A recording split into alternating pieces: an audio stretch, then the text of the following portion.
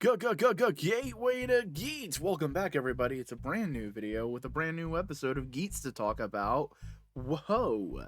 Last time, we were talking about how the DGP and the Jumatos and everybody's basically abusing and using the players as they see fit. But here's the thing, there's one tactic used not just by the game and the Jumatos, but the players as well, and used on everybody, including us.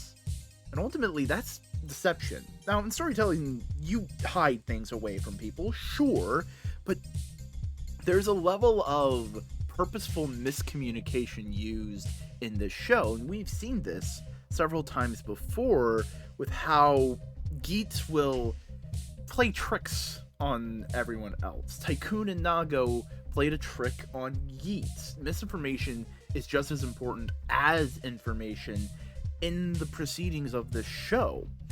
And ultimately, hiding motives and information can lead to some trouble. Leads to problems, so to speak. Take, for example, the Jumatos. They have been a mystery since the get-go, at least for us at minimum. And only recently, in episode 20, are we actually even getting their motives and their wants and desires, and getting any kind of insight into who the Jumato group are. And in this episode, we find out that they want to hijack the game to ultimately steal what they say is the goddess of desire that the DGP have locked away, that lets them grant these desires, grant these wishes. And she basically reveals to the former players that are present, Buffa and Ned Sparrow, that the DGP has just been keeping them in the dark, essentially. It's like all this information and misinformation are just bubbling around underneath all the things that they know, and creates an air of tension and an air of unknowing, and that wall is breaking down. And even then, the whole Jumato crew is still keeping information buttoned up. Why did they start making the Jumatos? What their true end goal is? How does the goth girl fit into all of this? All these different kinds of things. But later on, Ned and Buffa have a little conversation, and Ned Sparrow goes, "I don't give a shit how I achieve my desires. I just want to have them." And it's interesting of like how people will ignore bad information in order to accomplish what they want and get what they want. You know, they will ignore the proper research and lie to themselves. You know, there's a mystery here, but Ned Sparrow, funnily enough, the smartest character, is uncurious to find out what the true mystery is. But we continue on with Buffa as he basically fights Lopo for the zombie buckle back, because, you know, he likes the zombie buckle. It's a tool. He's used to it. And why steal something he's not used to? And then he gets into a fight with the producer. The producer, who has been keeping a lot of things close to the chest, a lot of things hidden, a lot of things are just not known, and he tries to get rid of Buffa. It's like, you're an unknown variable. You're mucking up my show. He fights him, he destroys him, wrecks Buffa, but Buffa survives, and that's when the producer goes like, alright, cool, fine, and works Buffa into his plans that are like, we don't know the ultimate goal of the DGP, the ultimate goal of the show. Is it just to entertain? Is there some deeper machinations? We don't know, but ultimately, that's the point. The producer is keeping not even just the players at arm's length, us at arm's length. We are simultaneously, we have more information than the players, but we are just as lost as they are. We only have more information due to the fact that we can see all the different angles that are going on, you know? And it just kind of shows how much the players of the game aren't treated with respect. Like, it's a need to know basis, and you don't need to know. and they're treated like puppets, not unlike Lopo this episode, because last episode we see, as the audience, her lift up a Disaster card, and we're meant to imply, oh, she's the Disaster, holy shit. Thematic irony, you know, we know and the players don't, and it's like, oh god, guys, she's oh no, what are you guys gonna do, you know? And the bomb is still going off. They're still in the bomb round, and this episode, her family is in the crossfire, and we really get to see her really love her family, trying everything in her power to save them, being a really good hero character. It's a great setup for a character that we're essentially writing off in our head as she's, as we think right now, the Disaster. But the entire time, she's just getting beat down for her troubles. Buffa takes Zombie back, you know, and she just goes and steals Keiwa's power-up that he gets in this episode, but it makes her look hella suspicious. You know, everyone's just immediately like, oh, you're the Disaster? And she doesn't say, and she goes like, sure, whatever, just trying to save her family. That's all she cares about. She beats the bad guy, she beats the melon bomb maker, she saves her family, but she is voted out. 4 votes in total, which there's only 4 players, so they go like, oh, she voted for herself? No, and you're going like, what? Is she being like a self-sacrificial hero, all that kind of stuff? But like, we cut away, well, not cut away, they go to the other side, and Lopo and Neon basically reveal that Neon has been the Disaster. Lopo is taking the fall because she found the card, and because Neon was trying to help her, and all this kind of fascinating things. It's deception on deception on deception, and lie on lie, and ultimately Neon is having to deceive her friends, the friends that she made with Keiwa and Ace, and it's tearing her up. She's sad that she has to do this. She hates that she has to do this, but she wants to win, and the game knows this. The game is ripping all of this drama out for the entertainment of others, but the detriment of the players. And this may also explain why she hasn't been hanging out with Keiwa and Ace as much this go around, because, well, Ace will figure it out really fucking quick because he's smart, and Tycoon hangs out with Ace. There's something there too. Quote, put a pin in that idea, because, well, I'm hiding something from you all as well. It'd really help out if you gave this video a like, comment, subscribe, do all those kind of things. It'd help out these videos, it'd help out the channel, and it means a lot. That's it. It's a call to action. That's it. And the DGP is just playing a lot of misinformation and information game, you know? Because early on, because somewhere in the episode, somewhere in the episode, Ace basically says, like, alright, producer, I want to have a dinner. Producer, come with me and let's eat lunch, right? And they play a game of I know you know, just back and forth of displaying the little bits of information each of them have on the situation, and just kind of going, I know enough to know what I don't know, and maybe you should help us keep Buffa busy while we try to actually deal with the problem. And the producer goes like, alright, I'll see what I can do, Ace. And they're just bouncing back and forth, very witty dialogue, and talking about, like, Ace will bring up, oh yeah, no, all of you watching from alternate dimensions. I mean, look at you, it's very clear you're not from this era. And the producer goes like, yes, much like yourself. And it's just like, what do they know? What do they not know? What are they keeping from us, the audience? and it's very fascinating.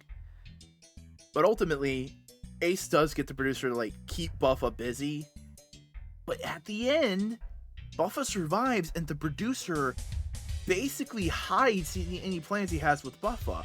What are the plans he has with Buffa? You know? Does he plan on using Buffa to get through the Jamato and destroy them?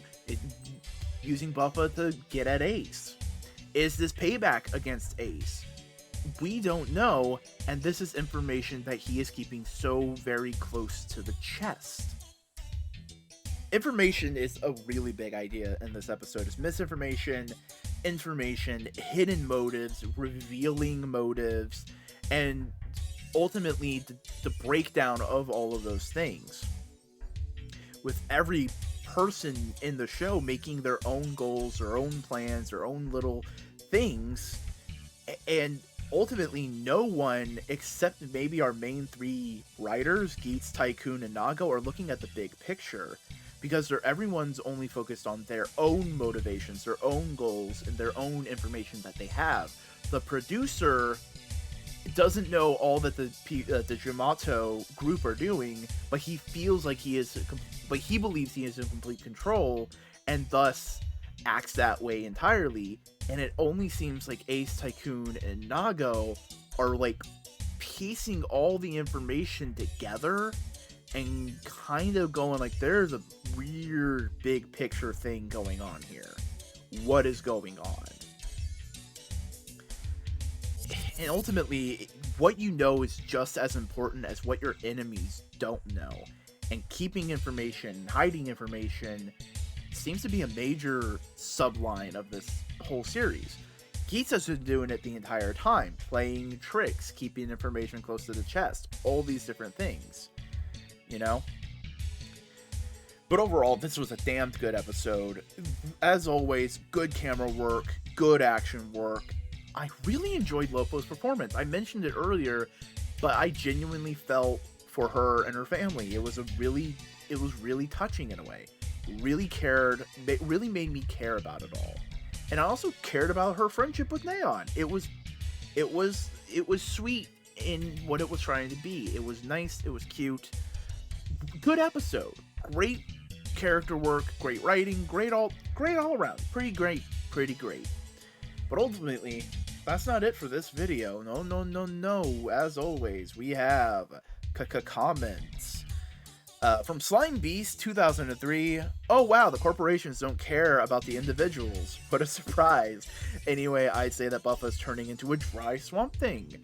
Yeah, there's a lot of plant-based characters in comics. I just really like Man-Thing because I'm a big Marvel fan, but yeah, no, it's not a groundbreaking idea to say like, oh, the corporation doesn't care about people. But saying that and showing it within the actions of the story are two different things, and pointing it out is always a good thing. It's always a good way to just showcase what they do and why they do it. You know what I mean? And of course, from our good friend Fish Pop. Hello, Fish Pop. I see you watching this video. How are you doing? I hope you're doing good. The Geats sponsor guy has a new gun toy, and there's now Jelly Bean Eating Lady as a Jamato sponsor, and Buffa is turning into a Jamato, which isn't good, but reminds me of Lord Baron. How much money do you want to put on that gun is a repaint of another prop, or is going to be a P Bandai exclusive? I'm putting at least $5 on it to repaint. And Jelly Bean Goth Girl seems like she will be a really fun character. She was fun last episode. She was fun this episode. I hope that they don't fumble it. So far I have pretty good trust in Geats as a show that they won't fumble the character, but just in case, hope they don't. Next, we have a comment from the Vacuuminator. Good friend Vacuuminator. Hey, by the way, I have a podcast with the Vacuuminator, several of them in fact. If you want to go see them, down in the description, Modular Media, we do No Price Podcast, which is about American comics and whatnot. We also have Components, which me, Vacuuminator, True Buster, and a guy named Snowcone just hang out, talk, shoot the shit, And we also have another podcast called Analytical Fanboys, which is a book club for everything. One of us will pick a piece of media and the others have to watch it, and we have a discussion about it. Pretty fun, pretty simple, pretty easy to understand. But Vac has said, I like your reading of it, but man, I did not like the way they revealed Lopo being the disaster. Us knowing before the other characters totally destroys any of the tension that they spent the arc so far building. The bomb plot and new characters also didn't work for me. They were both very derivative of stuff the writer has done before. But again, I really appreciate your positive perspective on it.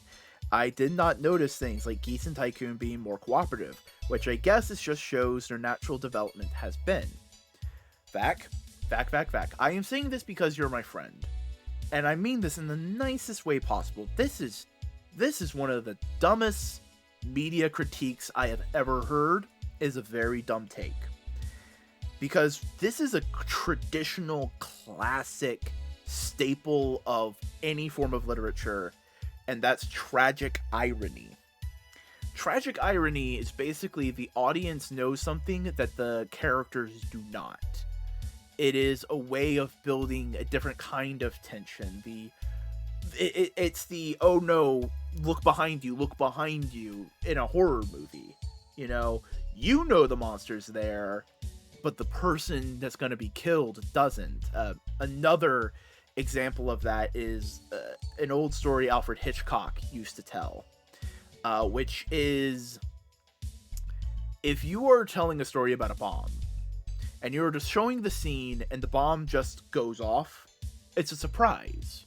Oh, it's a shock. Oh, but you watch that movie again and you're not surprised, you're not shocked, you're just waiting for the bomb to go off, But if you tell the audience that there's a bomb under the table and it will go off in 10 minutes and none of the characters know about it, you're dreading it. That entire 10 minutes you're saying, please, someone look under the table. You know there's a bomb. You know it's about to go off. You, the audience, knows the characters are in danger, but they don't, and that's tragic. It's a tragic concept that you aren't able to help them, that they don't know all the information. And if they did, they would be safe. But they don't, and so they die. Either way, we did get some tragic tension in this episode of us knowing and not characters, but we also got a deeper, more interesting reveal that shows character depth later on with Neon being the disaster. So hey, we had our cake and we got to eat it too. And yeah, Tycoon and Geats working together is fucking great. I love them just working together. I am so glad that they're just like simpatico. They're a team. They're just like, yes, we're working together. Though I am calling it now, Geats isn't just hanging out with Keiwa just because they're bros and they work well together. Geats is also hanging out with Keiwa to eliminate him as the disaster, just to make sure he's hanging out with Keiwa so much to go all right, cool. He's not a disaster. I've been keeping an eye on him. He's not doing anything suspicious, And I think that's going to lead them to go oh, it's Neon, I think that's where it's going to be heading. Just boop, boop, boop. Geats tends to play chess like that, Next, we have from Esconde. Whenever Sarah is in danger, Keiwa is going to be fighting the hardest. Seeing him take a page out of Ace's playbook and yoinking the buckle was fantastic. 10 out of 10, zombie strike. Really loved the scene in Gene, Ace's superfans, viewing a room when he pulled the gun on the goth girl. I can't remember her name and I can't figure out how to pronounce that right now. So I'm just going to say a goth girl. And the positions parallel Geats and Buffa visually. The Buffa versus Ace fight was great too, Buffa using his horn to deflect the shot specifically. Buffa lasted longer in the form this time before he got forced out. Feels like a safe guess that the more he uses the buckle, the more he becomes a Yamato, and maybe if/when he turns completely, it won't hurt him anymore and it'll evolve as a power-up. Look, good boy hero dude just trying really hard to save his family is always a great thing. It's always good. And maybe the heroes are having an influence on the sponsors, maybe their good heroic acts are making the sponsors second guess and rethink what they're doing. I wouldn't put money down on that, but there's definitely a lot more information with the sponsors than they're letting on. And yeah, Buffa has just been phenomenal, has been great, and he's definitely gonna get a power up with all the Jamato stuff. It's a foregone conclusion in my opinion. But ultimately, that's all. That's it for this episode of Gateway to Geats. So, till next time, I hope you give this video a like. I hope you leave a comment giving your thoughts on this episode and Geats in general. And I hope you subscribe to see this video and more into the future. And until next time, stay Geatsy. That's the catchphrase. Yay.